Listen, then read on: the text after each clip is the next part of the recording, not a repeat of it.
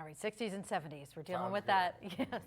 Today, the Biden administration hosted a Rural Communities in Action event to highlight rural investments across the country from the bipartisan infrastructure law. And today's event comes as lawmakers work to finalize a new farm bill, which is expected to also bring serious investments to rural communities. Erie News Now Washington, D.C. correspondent Brendan Scanlon live on Capitol Hill with all the details. Good evening, Brendan.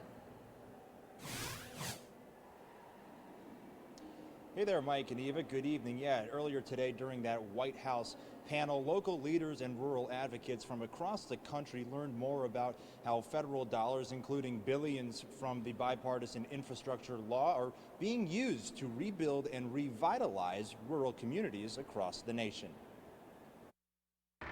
Today, lawmakers and senior officials with the Biden administration highlighted the impact the bipartisan infrastructure law continues to have across America. Transportation Secretary Pete Buttigieg said nearly 60,000 local projects and counting are receiving federal dollars as a result. What every one of those has in common is that it was not invented in the U.S. Department of Transportation headquarters in Washington, D.C. Our whole philosophy here is that the answers aren't going to come from Washington, D.C., but more the funding should.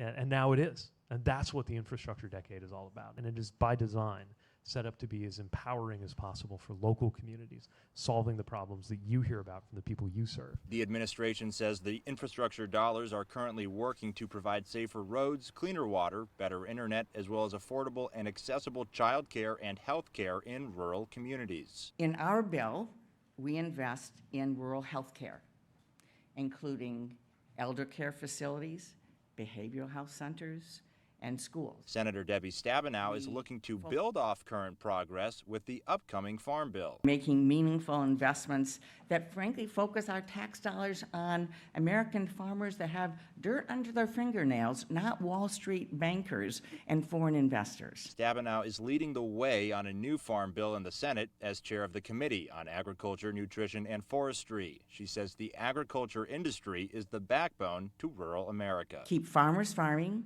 keep families fed, and keep rural communities strong.